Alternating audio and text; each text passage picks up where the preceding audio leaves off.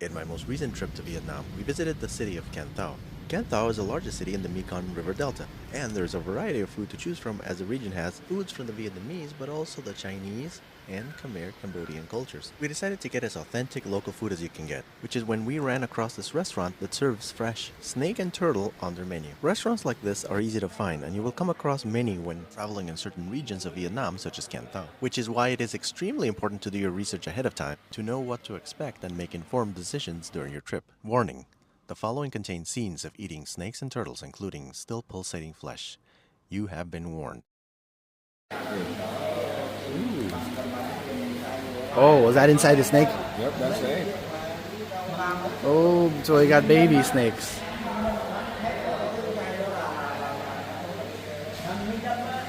All right. And that's deep fried.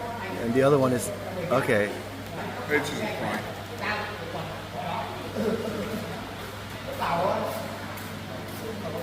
Before sitting us down to the table, they took us to the kitchen so we could choose which turtles and snakes we wanted to eat.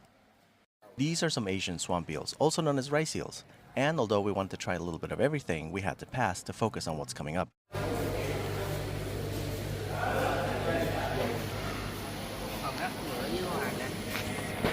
Đánh đồ anh hả? Nấu nấu anh mày.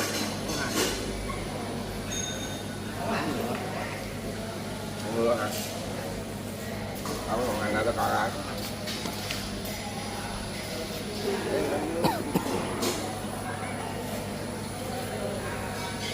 Bánh ký hả anh hay gì? Ok. Oh.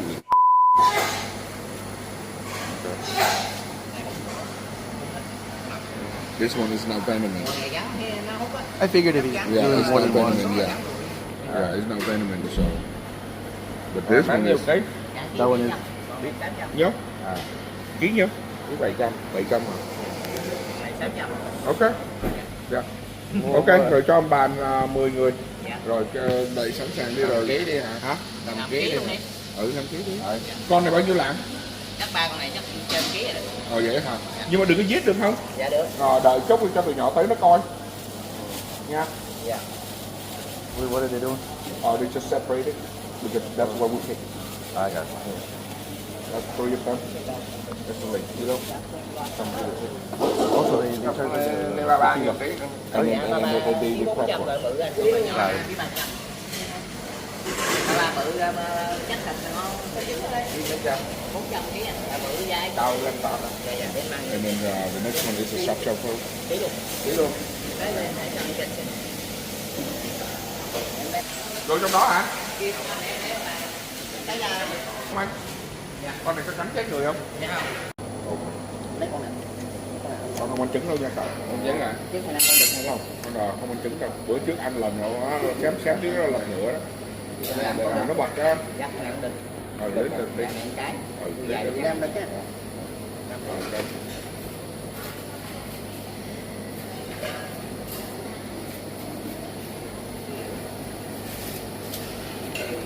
Rồi ok rồi, nó ngồi đây có đập. Nha, rồi chạy nhà ra đi. Thì ai làm món nào thì cho anh làm. Là có món, nhưng mà đợi tụi nhỏ tới cho nó coi nó xem. And what is this? This is for this. Okay. This for this. And that's the. That's a soft shell. Wait, that's the turtle or the Yeah, snake? that's total. Oh, that's the turtle. Okay.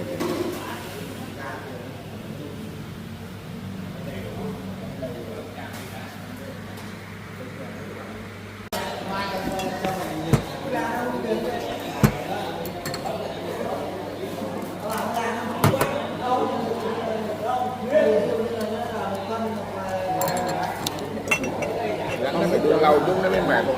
Anh ấy chín rồi.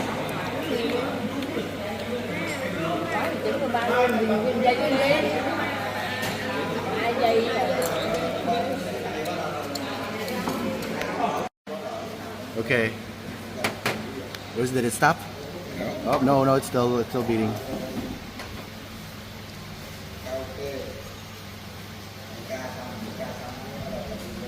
This is so wrong.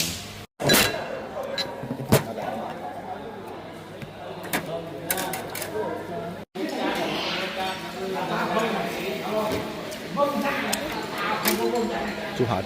Yeah.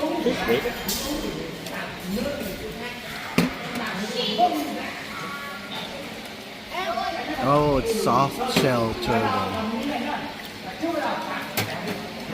You don't get this in America. No. Is there a very common question? Yes, genuinely. Snake really does taste like chicken. In fact, since it was deep fried, this snake tasted exactly like chicken from a particular restaurant that specializes in country fried chicken, whose name starts with a K, but I won't mention for obvious reasons. Daddy, the bones are everywhere, bro. I know, but it's like a tea. You know what? It's kind of like a chicken neck. Ủa, thì cơm chiên nữa hả? This really Mỡ does. hả hay là This really does taste like cái gì chicken. vậy? Ăn nó tối nó trường. Like really does taste like chicken. Thanks for watching. Your likes, comments, and subscriptions help us grow and improve. It's a small click for you, but a huge help for us. We truly appreciate your support.